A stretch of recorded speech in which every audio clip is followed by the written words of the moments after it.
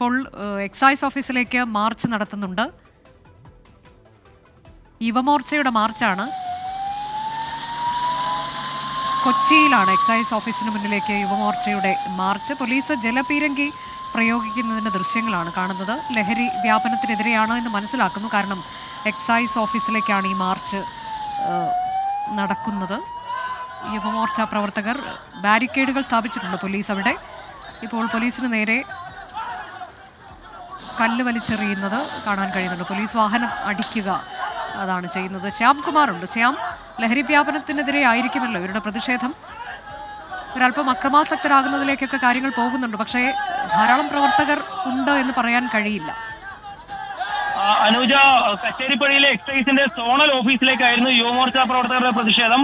നിലവിൽ പ്രതിഷേധക്കാർക്ക് നേരെ 2 തവണ പോലീസ് ജലപീരങ്കി പ്രയോഗിച്ചു കഴിഞ്ഞു. അവർ ഇപ്പോൾ ജലപീരങ്കിക്ക് നേരെയാണ് പ്രതിഷേധിക്കുന്നത്. ആ ജലപീരങ്കി വാഹനത്തിന് മുകളിലേക്ക് കയറുകയായിരുന്നു. നേരത്തെ പ്രവർത്തകർ അവർ കൊണ്ടുവന്ന കൊടിയുടെ കമ്പ് ഉപയോഗിച്ച് ബാരിക്കേഡിന്റെ മറുവശം നിന്ന് പോലീസിനെ പ്രകോപിപ്പിക്കാൻ ശ്രമിച്ചിരുന്നു. ഇതിന് പിന്നാലെയാണ് പോലീസ് ജലപീരങ്കി പ്രയോഗിച്ചത്. ഇപ്പോൾ ആ പ്രവർത്തകർ വീണ്ടും ജലപീരങ്കിക്ക് മുന്നിലും ബാരിക്കേഡുകൾക്ക് മുന്നിലുമായി പ്രതിഷേധിക്കുകയാണ്. ഏതായാലും പോലീസ് ഇപ്പോഴും അവരെ അറസ്റ്റ് ചെയ്ത് നീക്കുന്നതിനോ മറ്റ് ബലപ്രയോഗത്തിനോ ഒന്നും മുതിർന്നിട്ടില്ല.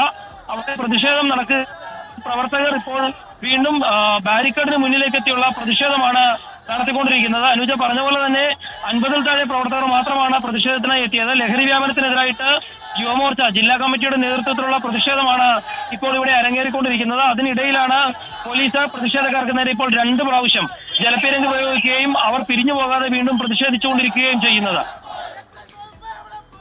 ശരി, കൊച്ചിയിലാണ് യുവമോർച്ചയുടെ പ്രതിഷേധം. എക്സൈസ് ഓഫീസിന് മുന്നിലാണ് പ്രതിഷേധം. 2 തവണ ജലപീരങ്കി പ്രയോഗിച്ചു. 50-ൽ താഴെ യുവമോർച്ച പ്രവർത്തകരാണ് ഇവിടെയുള്ളത്. പക്ഷേ ജലപീരങ്കി പ്രയോഗത്തിലേക്ക് പോലീസിന് കടക്കേണ്ടി വന്നു എന്നുള്ളതാണ്. ആ പ്രതിഷേധം അവർ തുടരുകയാണ്.